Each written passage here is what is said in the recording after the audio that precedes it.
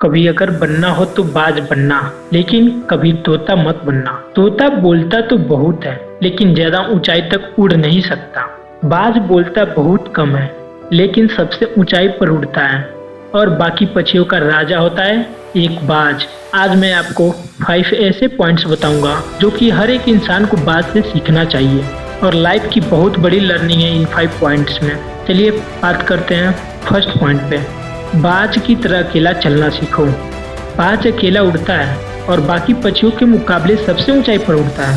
बाज अकेला उड़ेगा, लेकिन कभी भी चिड़िया और छोटे पक्षियों के साथ नहीं उड़ेगा।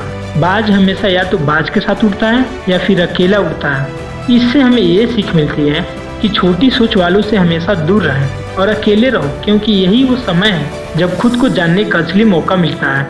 अब बात करते हैं सेकेंड पॉइंट पे। बाज की तरह अपने लक्ष्य पर ध्यान दो। बाज का विजन बहुत क्लियर होता है और बहुत ज्यादा स्ट्रांग होता है। बाज अपने शिकार को 5 किलोमीटर दूर से ही देख लेता है और जब एक बार उसे अपना लक्ष्य दिख जाता है तो फिर उसके बाद रास्ते में चाहे कितने भी मुश्किल क्यों ना आए, वो अपने लक्ष्य को हासिल करके ही दम लेता है। इससे भी एक बहुत ही बड़ी सीख मिलती है कि अपना विजन क्लियर रखो और उसे हासिल करने में फिर चाहे कितने भी मुश्किल क्यों ना आए, पीछे मत हटो उस बाज की तरह। चलिए बात करते हैं थर्ड पॉइंट पे। बाज कभी भी मरी हुई चीजें नहीं खाता।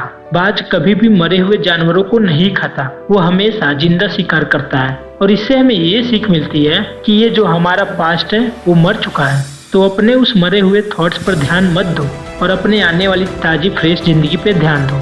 अपने पास्ट की पुरानी यादें जो तुम्हें तंग करती है उन्हें वहीं रहने दो जहाँ उसकी जगह है और तुम्हारे पास्ट की जगह है। अपने में वर्तमान में जगह मत दो, क्योंकि अगर एक बार तुम्हारा पास्ट तुम्हारे प्रेजेंट में आ गया तो तुम्हारा पास्ट तुम्हें प्रेजेंट में नहीं रहने देगा। पास्ट में तुम्हारे साथ कितना भी बुरा क्यों ना हुआ हो, वो सब यादें और थॉट्स मर चुके हैं और उस बाज की तरह बनो जो कभी मरी हुई चीजों को नहीं खाता। चलिए बात करते हैं फोर्थ पॉइंट पे। मुश्किल समय में डरो नहीं। जब आंधी तूफान आती है तो बाज बहुत ज्यादा एक्साइटेड हो जाता है। जब बारिश होती है तो सारे पक्षी छिप कर बैठ जाते हैं, लेकिन बाज को बहुत मजा आता है जब तेज हवाएं चलती हैं तो बाज उन हवाओं के सहारे और तेजी से ऊपर की ओर उठता है और ऊपर उड़ते उड़ते इतना ऊपर उड़ जाता है कि बादलों से भी ऊपर पहुंच जाता है। और इससे भी एक बहुत बड़ी सीख मिलती है कि मुसीबत में भी मजा ढूंढो।